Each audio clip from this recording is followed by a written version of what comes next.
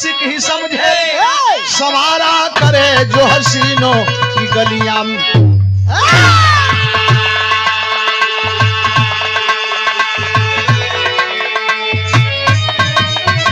राजा नंगपाल दिल्ली के छपेट एक थी बेटी सुघर नाम सवित्री हुस्न आलम भराम लिखे राहगीर जिनका यह ले हुनर।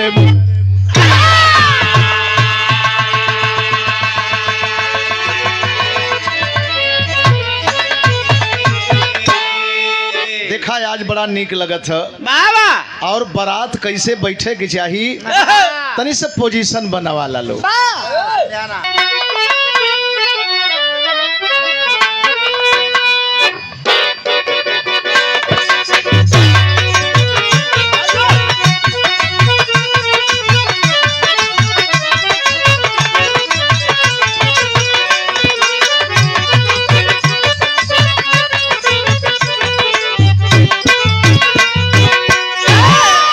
हाय रे तेरी पायल करे हैं दीवाना।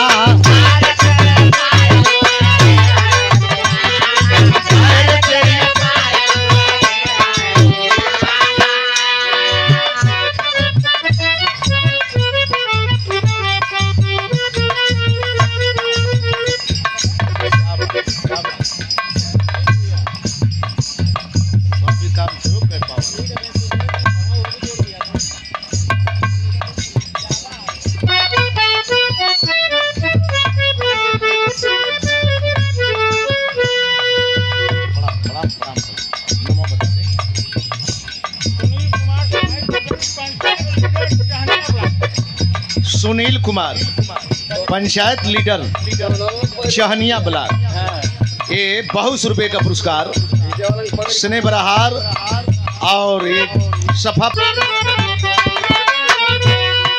हाय रे मेरी हाय रे मेरी हाय रे मेरी बुलबुल क्या छेड़े तराना।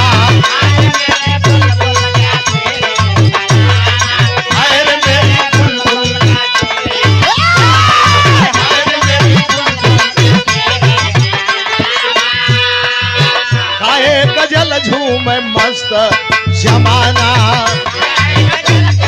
मस्त गजल झूम छलका जवानी के जान। हाय रे मेरी हाय रे मेरी हाय रे मेरी बुलबुल क्या छेड़े तराना।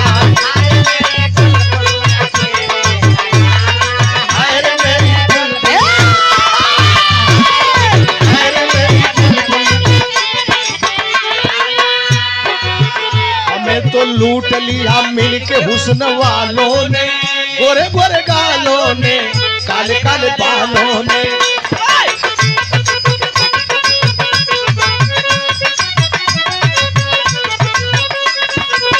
जवां दिल होते तो मुलाकात अच्छी लगती है, दिनों में सावनी बरसात अच्छी लगती है।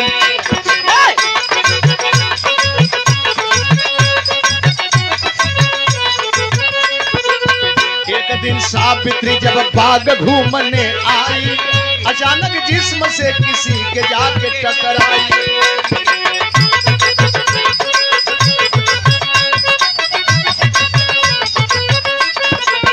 नजर उठी है तो देखी कोई अनजान खड़ा, बाला की सूरत पर लगाए नजर है पड़ा।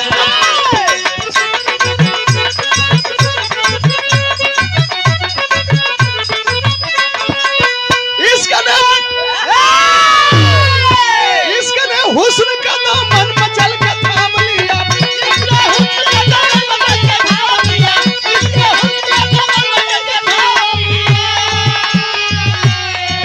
जुदा ना हो कभी अनवर को सलाम किया।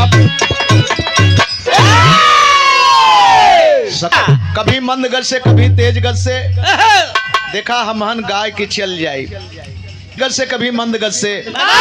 संजोग की बात देखें, एक नौजवान कहीं से आ गया और ये अपने आप में इतराई है, बहुत मैं एक सुंदर हूँ, बहुत हाँ हो लड़कियाँ। और तब तक एक नौजवान कहीं से अजनबी आ गया और सच्चाई है कि इसकी सुघराई में ओट डूब गया। ये सिंगार भाव है। नौजवान से गई, टकरा गई। मैंने बताया कि अपने आप में भटक चुकी है, मद में इतरा चुकी है, बहुत मैं सुंदर हूँ, मुझसे सुंदर कोई है ही नहीं। लड़कियां कहते रहे भैया। और नौजवान जब देखला तू एकरी में डूब गल कि क्या चल रही है, तितलियों की तरह इतरा रही है। आया है तबले गई, संजोग से लड़ गई। जब लड़ गई तो नौजवान बोल पड़ा, भाई मैडम आप में ब्रेक नहीं है क्या? पढ़े लिखे नौजवान जब ही सुन ले कि हमरे में ब्रेक ना है तो लगल नीचे ऊपर ताक है। ये भाई हमारी में ब्रेकवो हो का? ब्रेकवा हो तो लगल काहे ना? कबहू लगौलो तो ना है। एकर ब्रेकवा कट कैसे गल? Brake shoe. अरे तो से बढ़िया के जानी हो भैया। मर्द मेहरारू का ब्रेक के विषय में तो से बढ़िया के जानी। क्या बात है, एकर तो इंजीनियर है ये हुआ। आय हाय, लेकिन मेरे विषय में नहीं जानोगी। मैं अवंतिका राजकुमार सोमेश्वर चौहान हूँ। आय हाय हाय हाय हाय, बिजली दौड़ गई। अरे वाह, बाबूजी चर्चा करें यह हुए। लेकिन जब ये कहा कि तू तो राजकुमारी है, बहुत सुंदर है, बड़े बाप की बेटी है, तो और फूले लगल। केहू के सामने केहू का बड़कपन कह दा, दूठे दांत निकलल अगर खाली ही कह दा कि क्या बत्तीसी की तरह चमक रहा है, अरे वाह, तो शायद वो मेहरारू हो चाहे मर्द हुई सोची कि तनि से और बहरे हो गलो, तनि से और बहरे हो गलो तो और चमकत। लेकिन हाथ पकड़ लिया, बोला ऐसे नहीं, कभी डोली बाजा कहार लेकर के आऊंगा और दुल्हन बना करके अपने वतन को ले जाऊंगा। लेकिन तब तक के लिए पड़ाव पड़ गया और पड़ाव का परिणाम निकला। क्या? आती है जाती है, आती है जाती है, मिलते मिलते बात बिगड़ गई। रानी साहिबा को पता चल गया, बेटी नकिए कटा देहलस। गई अपने आदमी के यहाँ, राजा के यहाँ, खल का हो न्याय प्रिय राजा बनेला, दूध का दूध पानी का पानी करेला। तो न्याय करा, परिवार में बात फंस गई। और जब ही जनल की बात फंस गई तो तर्ज लग गल।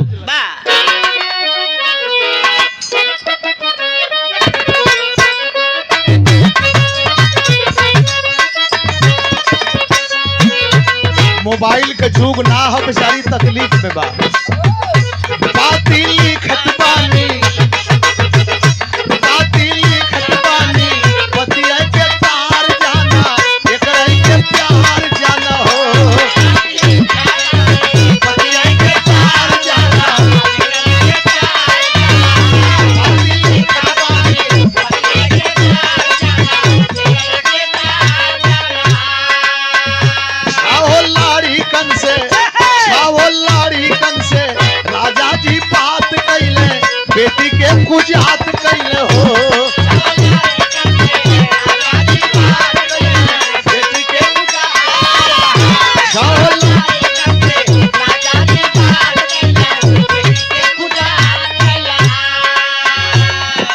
200 रुपए का पुरस्कार जरूरत है।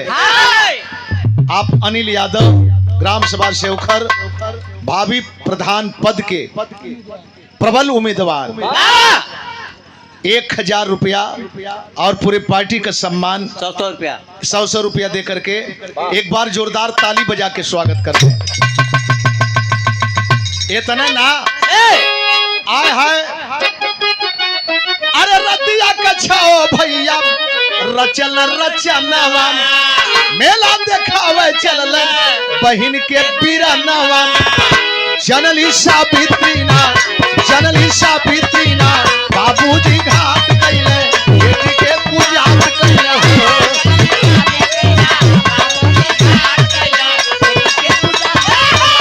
जनली सावित्री ना, बाबूजी घाट कैले, बेटी के पूजात कैले। देते हैं बेटे, न रहे बांस न बजे बंसुरी। हम दूध का दूध पानी का पानी करते हैं। ये रैयतें, ये प्रजा हमारी संतान है। तो जब हम सबको अपना संतान मानते हैं तो अपने परिवार में भी फैसला वैसा ही करेंगे। हमेशा हमेशा के लिए गायब कर दो। आया है रात में मंत्रणा तय हुआ और सुबह में भाई तैयारी करके चल दिए। और जब तैयारी करके चल दिए, रथ सजाए, तो बहन बोल पड़ी, भैया कहाँ जा रहे हैं आप लोग? मेला देखने। मैं भी चलूंगी। तय तो मंत्रणा में यही था, लेकिन एक बहानाबाजी रही, नहीं तुमको नहीं जाना है। पिताश्री बोल पड़े, रे बेटा लाडली बहन है, प्यारी बहन है, लेने दो, साथ में जाने दो। आय हाय हाय हाय, देखे बैठा करके रथ पर लेकर के चल दिए। लेकिन जब चल दिए तो तर्ज लगल।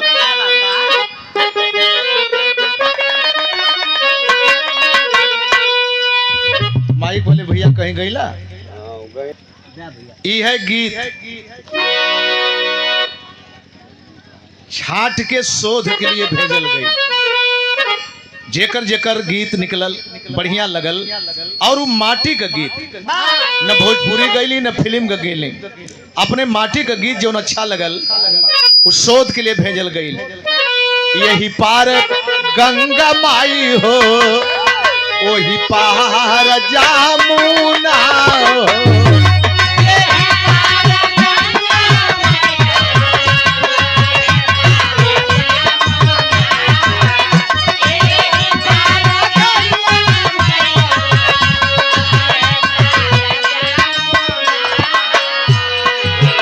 पिछावई में केवट मोरल रजऊ तेरा डलल है हो।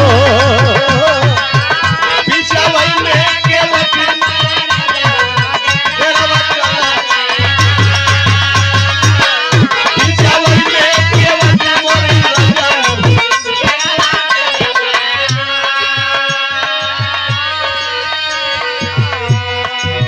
मेला देखावे चलल बहिनी के पीरानावा।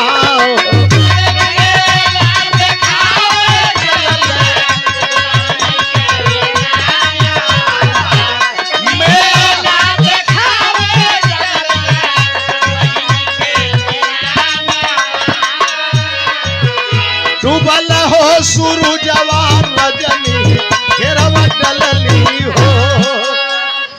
बरैला ये ड्राइवर गाड़ी हाका थाका, क्या बात है, देखा था? बहुत दूर निकल गए, घनघोर जंगल मिलता है, और जंगल को देख करके सोच रहे हैं क्या बात है।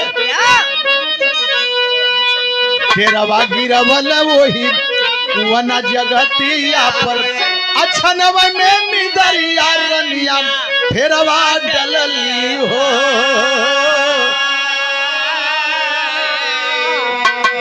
आय हाय हाय हाय हाय, बढ़िया सुंदर कुआं देखे, अति प्राचीन शोभेमान, अच्छी जगत है। रात में विश्राम करेंगे, सुबह होगा तो प्रस्थान करेंगे। ये जान करके पड़ाव डाल दिए। कुछ समय में बहन को नींद आ गई। अब जब नींद आ गई, बहन नींद में सांस लेने लगी, तो भाई अपने कार्य को अंजाम देने चल दिए।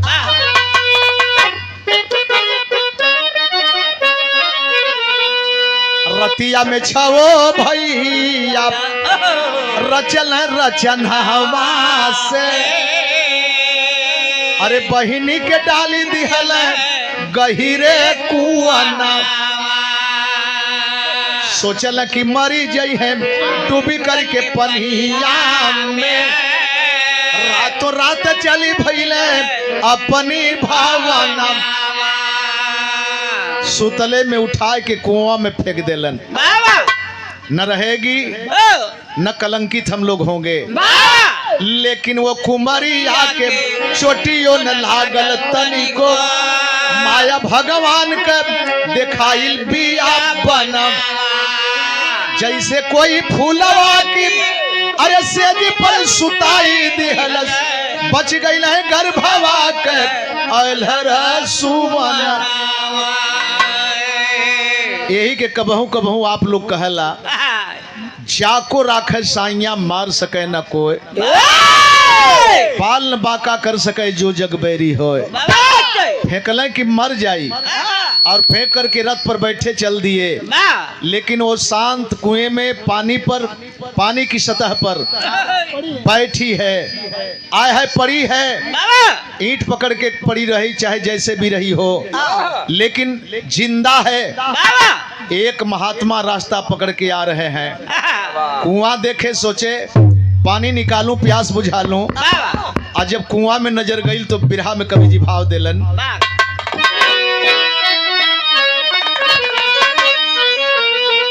अरे लीला है जिसकी न्यारी त्रिभुवन में, अरे लीला है जिसकी न्यारी त्रिभुवन में, रक्षक बने जहां में चक्र सुदर्शन।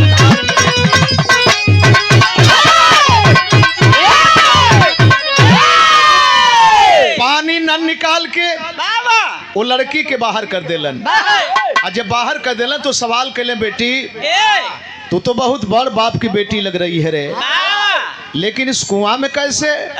खलस के बाबा हम राजा का बेटी हैं कि भिखारी का बेटी हैं, ऐसे मतलब ना है, मतलब ऐसे हो कि आप निकलला आप हुआ के।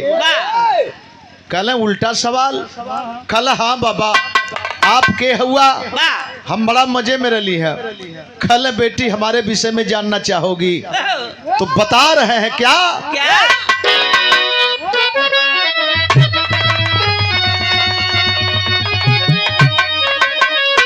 अरे बोले साधु बाबा आपके ये चीज के दे बाबा दुख का खात्म भइलिया, भय पिटिया साची कहलू, ये पिटिया साची कहलू, कहत है काल जुग के पहरवा पिटिया साची कहलू।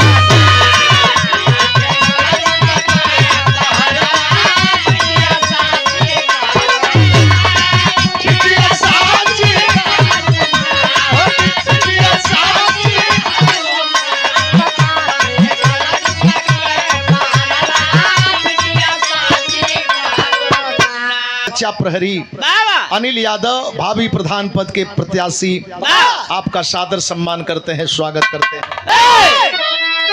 एक शब्द डाल देहला कलयुग, कलश की बाबा अब तो भरम में डाल देहला, भरम में डाल दिला। कलयुग का नाम काहे लेत हुआ, का बात है?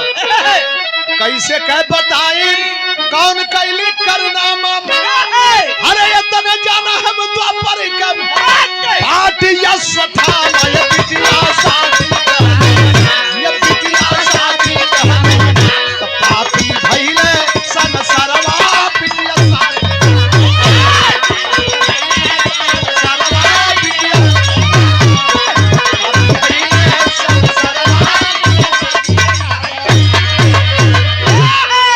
साइंस का भाव, मैथ का भाव, ये बिरहा में सिंगार का भाव, गौर करेंगे आज के दिन का भाव।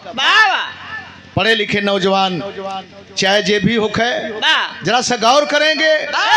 कहला कि बेटी हम द्वापर के अस्वस्थामा हैं, थोड़ी सा भूल हमार ए मुकाम पर खड़ा कैले है। कहले बाबा अब तय और ना जाई, जितना दुखित तू हुआ उसे काफी पीड़ा में हम हैं।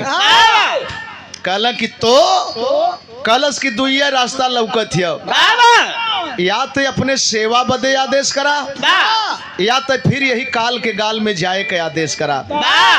कहला कि बचा के फिर मरे के उपाय कैसे बताई? चल कहला का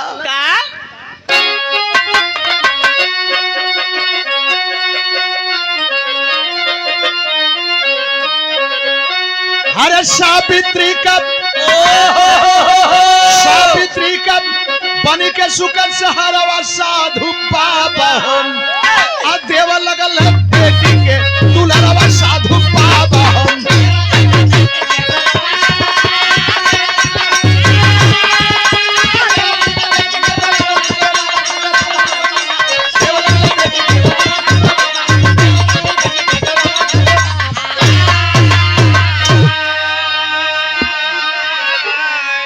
अरे हुआ वही सावित्री तन से एक पुत्र बलशाली हम, धीरे धीरे 7 वर्ष का उम्र हो गई पाली हम।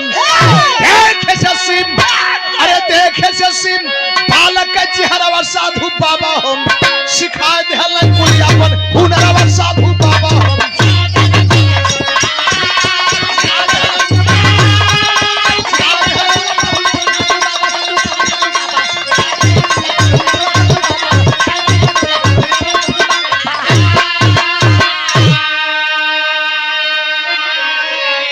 वही कलंकी जिसे कलंक समझ करके यहाँ तक छोड़े थे, लड़का बन के पैदा भैल। और जब लड़का 7 वर्ष की उम्र के भैल, जंगलवा में घुमावे अपन विद्या सिखावे लगला। और लड़का भैल कैसन, अरे हुआ प्रवीण धनुष विद्या में वह बालक गुणकारी हम, खेल रहे जंगल के बीच में मार बाण संकारी हम। एक बाण से गिर जाला कुल से रवा साधु बाबा हम, दूजे बाण से या जालन बजरवा साधु बाबा हम। जंगल में मंगल ला दिया, अनेकता में एकता ला दिया। हमहन महीना भर परेशान होखल जाला और हमहन के एकता के एक दिन में छिन्न भिन्न करे वाला कह देला। गौर करेंगे, आखिरकार वो लड़का जंगल में मंगल कैसा मंगल, भेदभाव खत्म, छोटा बड़ा का भ्रम खत्म, शेर बाघ एक जगह खेलते, चाहे कोई भी जानवर हो, और एक जगह से बाण मारता है तो दूरी नाप लेता है, दूरी नाप लेता है। आय है इसके बाद उतना दूर के जानवरों को धराशाही कर देता है। दूसर का मारे तो उठ के ओकरे करीब में आ जाए, पेट पर पीठ पर चढ़ के खेल रहे। बाण मारे वाला एक एक से धरती पर भइले, जैसे आवाज बंद बाण मारे वाला एक लव्य था, एक लव्य था आवाज बंद बाण मारने वाला। कुत्ता के मुंह में खरोच तक ना, केवल आवाज बंद, ये बहुत बड़ी खासियत है। ये लड़का जंगल में मंगल ला दिया, अनेकता में एकता ला दिया। क्या भाव है, हर पशुओं के साथ हर जानवरों के साथ खेल रहा है, किसी के साथ कोई भ्रम नहीं है। अच्छा तो चर्चा कितना दिन भइल, लोग कहला कि पहलवा राग गवाए, मेघ राग गवाए तो दिनवे में बारिश होखे लगे। दीपक राग गवाए, दीपक राग गवाए तो राती में अपने आप चिराग जल जाए, कबहू चिराग जल जाए। ये राग गवाए। वो लड़का का हालात ए ढंग का हो गई, लेकिन संजोग देखे होत का हो।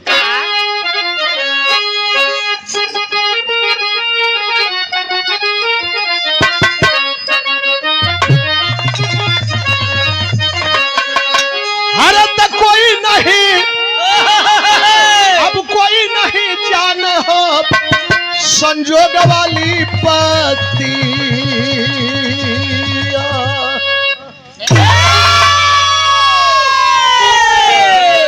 कब मिल जाई है बिछुड़ल मीत कहवा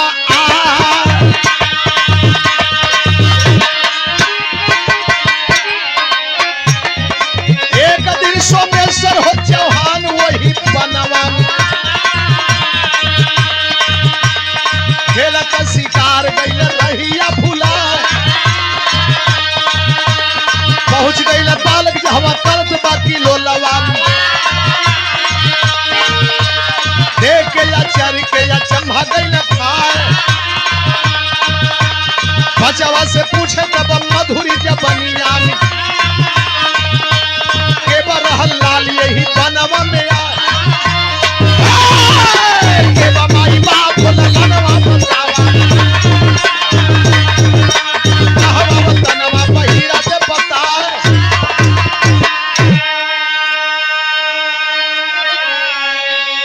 सोमेश्वर अपने दर से आखेट करते हुए दूर दूर तक लोग शिकार खेले बदे जाए।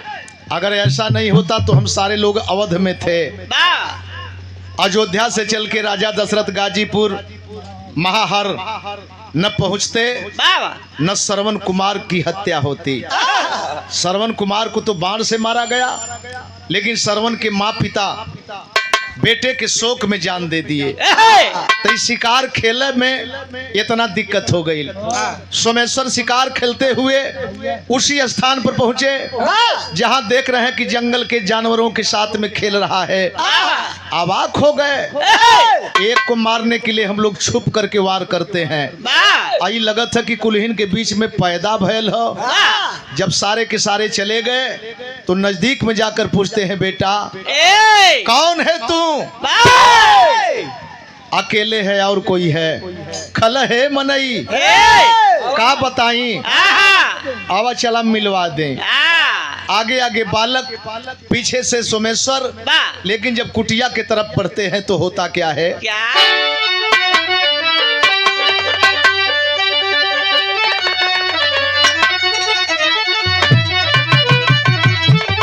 हरे देव जोग से आ गई संजोग का घड़ी, रहली सावित्री गुजरिया दुआरी में खड़ी।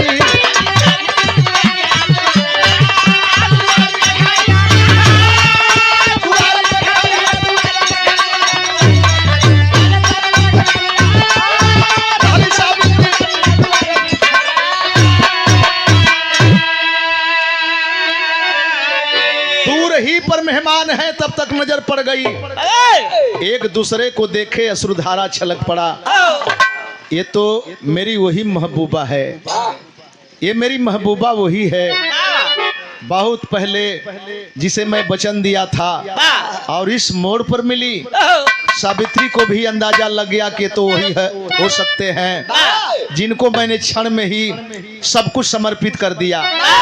हाय हाय हाय हाय। तबले महात्मा जी आ गए। खल बेटा आओ, मैं समझ गया तू ही कलंक का बाप है ना, इस बच्चे का बाप तू ही है ना। आओ मैं शादी करके सारा कलंक ही मिटा देता हूँ। शादी कई विधि से होले। शादी का बड़ी विधि है। मनु शत्रुपा का शादी दूसरे ढंग से भइल। त्रेता में शादी भइल राम सीता के, दुनिया भर का शादी भइल, लेकिन ख्याति प्राप्त कुछ ऐसन चीज है जो उनकी मिटत ना।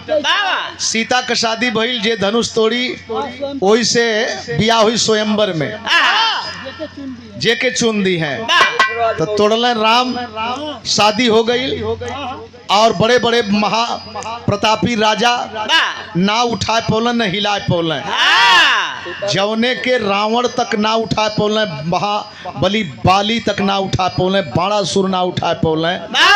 और ओके सीता उठा के यहाँ से वहां रख दें, ओके उठा के यहाँ से वहां रख दें। और वही सीता के उठा के रावण सामान ना उठल, उठावे वाले के उठा के लेके चल गए। गौर करेंगे, सामान ना उठल और समनिया के उठावे वाला के ही उठा के लेके चल गल। क्या बात है। द्रौपदी का शादी भइल कैसे? नीचे खौलत तेल में ताकई के है, ऊपर चरखी पर मछली नाचत है, नीचे ताकई के है, ऊपर बाण मारे के आंख में। जे मारी वही से बिया होई। मरल अर्जुन, बिया भइल पांचों भाइयन का। स्प्लेंडर बच गई। हाँ वो समय स्प्लेंडर चलत रहा। ये अगुवाई करा ला कर वो समय। मंत्र उच्चारण करके शादी के बंधन में बांध दिए। हुआ सुबह तब उस कुटिया से सोमेश्वर चौहान, अरे पत्नी अब बेटे को लेके छोड़ चला स्थान के पहुंचे। दिल्ली की नगरिया दुहारी पर खड़ी, बाबा अपने वतन को जाऊंगा। जा बेटा, अपने बेटे को ले ले, अपने बीबी को ले ले, छोड़ दे हमें। लेके अपने घरे अवंतिका उज्जैन ना गईले, सीधे दिल्ली गईले। और दिल्ली में काट मार लगल है। राजा के 6 बेटों का कत्ल हो चुका है, सेना मार दी गई है। बची खुची सेना लेकर के लड़ाई के मैदान में तैयारी किए हैं।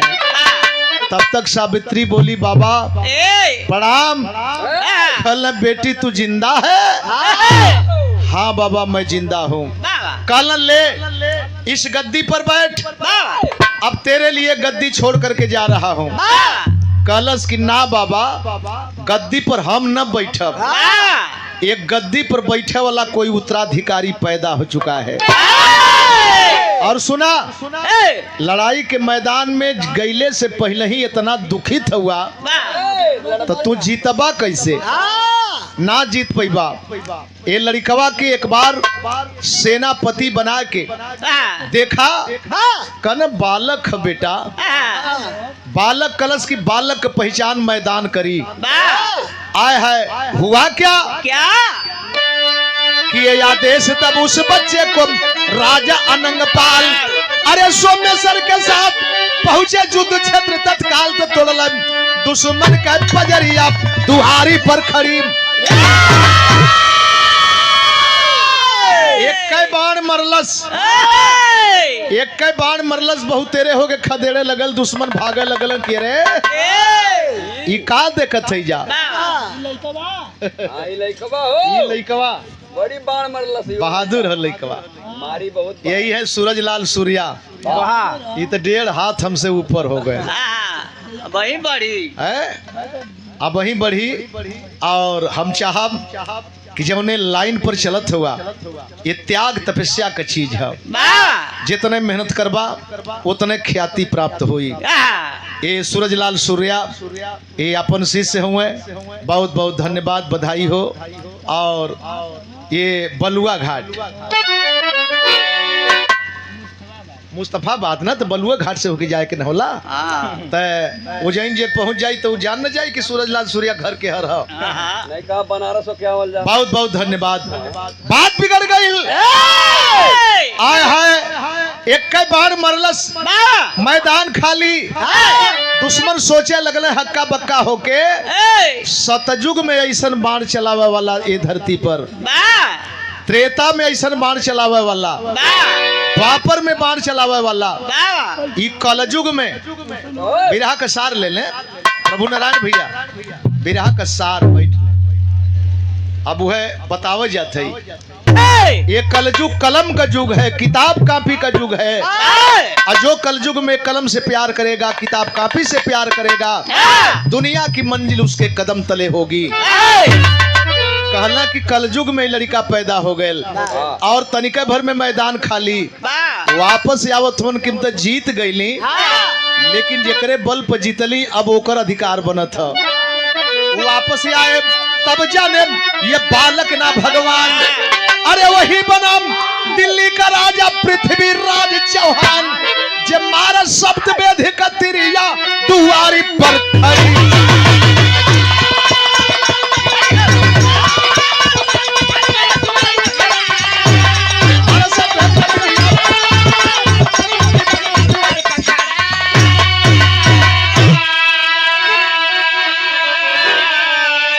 आपका कलयुग किसी से कम नहीं, आपके ही कलयुग में कलम के बादशाह, फादर याफला, कानून के पैगंबर, संविधान के जनक बाबा साहब डॉक्टर भीमराव अंबेडकर पैदा हुए। पृथ्वीराज चौहान 4 बांस 24 गज ऊंचा, अंगुल अष्ट प्रमाण, तापर है सुल्तान या नारी अब न चुको चौहान। सवाल पूछा जाता है भारत के कौन कौन से बहादुर विदेश में जाकर के दुश्मन के धरती पर चढ़ करके दुश्मन को मार करके बदला लिए, तो तीनों नाम आता है और तीनों यही समाज से नाम आवला। मदन लाल ढिंगरा जो अंग्रेजों के घर में रह करके गोली मारा, और पृथ्वीराज चौहान जो अंधे होकर के भी दुश्मन को मार करके मरे, और तीसरा नंबर पर चूहर चमार का बेटा वीर उधम सिंह, ये लंदन में जाकर के जनरल डायर के छाती पर चढ़ के गोली मारा। गुरु बिहारी गुरु गणेश हरिनंदन राम जी आमन कथन करे के सौकुबेर रमधारी पुष्कर, हरे लीला है जिसकी न्यारी त्रिभुवन में, लीला है जिसकी न्यारी त्रिभुवन में, राजू राहगिरी नंदलाल की सच्ची यारी, लीला है जिसकी न्यारी।